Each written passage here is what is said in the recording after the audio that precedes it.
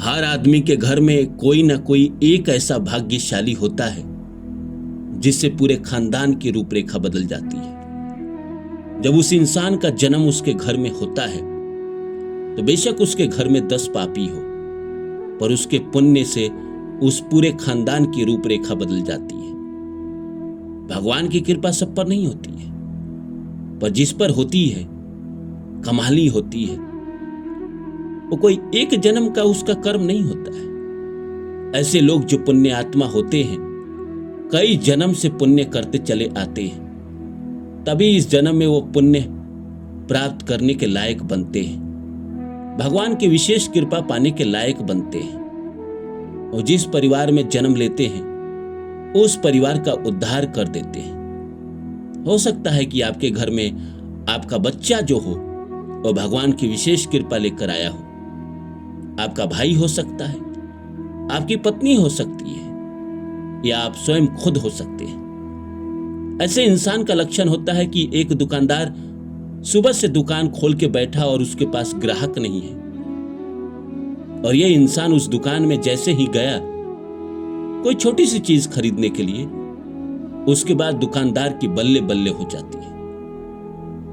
पर सच बात यह भी है कि जो भाग्यशाली इंसान होता है, जिस पर ईश्वर की कृपा बरसती है, जिसकी वजह से पूरे परिवार में उद्धार होता है, लोग उसको उतना प्रेम नहीं करते हैं, उतना उसको लगाव नहीं रखते हैं जितना उसको करना चाहिए।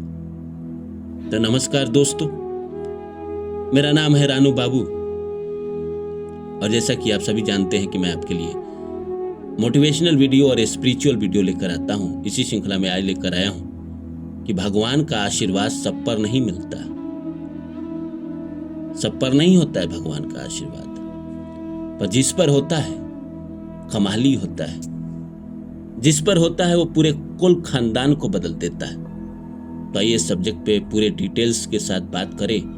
शुरू करूं इससे पहले आप लोगों से निवेदन है कि कृपया मेरे चैनल को सब्सक्राइब कर दें और जितना हो सके शेयर करें। और मेरा दूसरा चैनल है रानू बाबू मोटिवेशनल, यूट्यूब में सर्च करेंगे आप आ जाएगा। 400 वीडियो है, उस पर जाकर आप देखिए। तो आइए शुरू करते हैं। दोस्तों, इस संसार में हर आदमी चाहता है कि वो भाग्यशाली बने, बिल्कुल प्रहलाद की तरह बने। प्रहलाद के पिता ने उसको बहुत टॉर्चर किया, पर भगवान की कृपा थी प्रहलाद के ऊपर, भगवान का आशीर्वाद था प्रहलाद के ऊपर। इतनी परीक्षा होने के बाद भी वो सब परीक्षाओं से बच गया, और अंत में भगवान उसकी पुकार पर उसके सामने प्रकट हुए, हिरण्यकश्यप का वध किया और प्रहलाद को इन सारी समस्याओं से मुक्त किए। जो सच्चे लोग होते हैं, जो ईश्वर की कृपा के पात्र होते हैं, जो कहीं ना कहीं कई जन्म से पुण्य कर्म करते चले आते हैं, इस संसार में लोग उसको कितना भी सता ले, कितना भी उसको दुख दे दे, लेकिन ईश्वर जब उसकी जिंदगी में अपना उपकार डालते हैं, वो इंसान बुलेट ट्रेन की तरह अपनी जिंदगी में तरक्की करता है। वो एक इंसान जो पुण्य आत्मा है, जो भगवान का विशेष आशीर्वाद लेकर इस धरती पर आया है, उसके पुण्य से पूरे खानदान का पाप नष्ट होता है और पूरा परिवार तरक्की करता है, और हर किसी को यह गुमान होता है कि वो अपने मेहनत से कर रहा है। पर सच्चाई यही है। बड़ी अच्छी लाइन है कि आप किसके भाग्य का खा रहे हैं आपको खुद ही पता नहीं। हो सकता है आप अपने बेटे का भाग्य का खा रहे हो, अपने पत्नी के भाग्य का खा रहे हो, अपने भाई के भाग्य का खा रहे हो, या अपने किसी रिलेटिव के भाग्य का खा रहे हो, किसी और का भाग्य आप खाते हैं। इस बात को आप मान लीजिए, वही होगा जो पुण्य आत्मा है, जो आपके आसपास होगा, या आप खुद होंगे। मैंने बताया कि एक इंसान जो सुबह से दुकान खोल के बैठा है और उसके पास ग्राहक ही नहीं, झक मार रहा है, मच्छर मार रहा है, और ये आदमी उसके दुकान में गया एक छोटी सी पेंसिल खरीदने, और जैसे उसके दुकान में पहुंचा 10 कस्टमर एक साथ पहुंच गए, और इस इंसान को उसके दुकान में वेट करना पड़ा। इरिटेट भी हो रहा है कि मैं अकेला था, जब आया तो मैं अकेला था, मुझे देना चाहिए।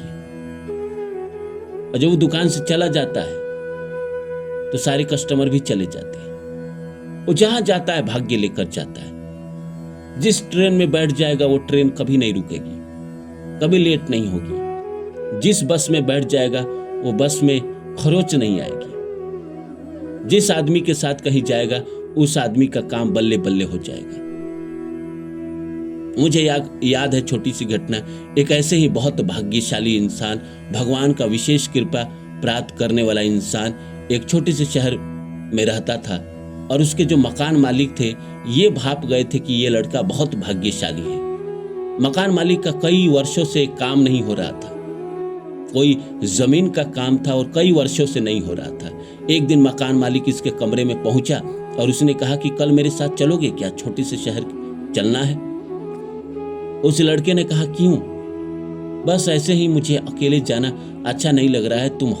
तुम अच्छे लड़के हो, मुझे लगता है कि तुम्हें साथ लेकर चलना चाहिए। चलो मैं तुम्हें अच्छा भोजन कराऊंगा। लड़का नासमझ था, क्योंकि जो भगवान की विशेष कृपा पाते हैं, जो कहीं ना कहीं भाग्यशाली होते हैं, उनके साथ एक और चीज होती है कि वो भोला भाला भी होते हैं। और दिमाग उनके पास उतना नहीं होता है शातिर लोगों की तरह। उस लड़के ने हाँ कह दी।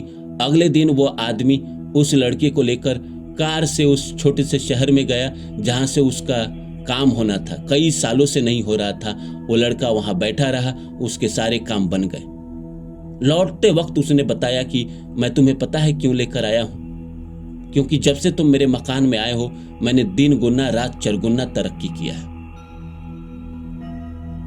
तो एक आदमी जब मकान मालिक के पास जाता है तो मकान मालिक तरक्की करने लगता है। ऐसे लोगों पे भगवान की कितनी कृपा होगी। ऐसे लोग अगर आपके जिंदगी में जुड़ जाए तो आप कई गुना ज्यादा तरक्की करेंगे। हो सकता है आप में से कई लोग ऐसे होंगे जो ऐसी कृपा, ऐसा आशीर्वाद भगवान का पाए हों। भगवान सब पर कृपा नहीं करते, भगवान किसी खास को चुनते हैं। मोहब्बत के लिए कुछ खास दिल मकसूद होता है। ये वो नगमा है जो हर साज पे गाया नहीं जाता। उसी तरह भगवान हर इंसान को अपना भक्त भी नहीं बनाते। भक्ति के लिए भी योग्य होना चाहिए।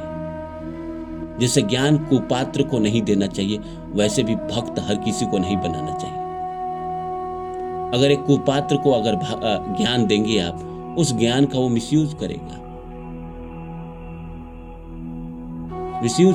गलत तरीके अपनाएगा उस ज्ञान का। लेकिन अगर वहीं एक सज्जन पुरुष को अगर ज्ञान आप देते हैं जो ज्ञान का पात्र है, ज्ञान ग्रहण करने का पात्र है, वो ज्ञान को और फैलाएगा विवेकानंद की तरह। रामकृष्ण परमहंस के पास कई शिष्य थे, कई चेले थे। विवेकानंद से पहले भी लाखों लोग उसके पास आए होंगे, पर रामकृष्ण परमहंस के पास परख थी। विवेकानंद को देखते ही वो समझ गए कि भगवान का विशेष कृपा है इसके ऊपर। भगवान इसको दर्शन देना चाहते हैं, भगवान ने इसको चुना है, तो मुझे इसको ज्ञान देना चाहिए। ये ज्ञान का पात्र है।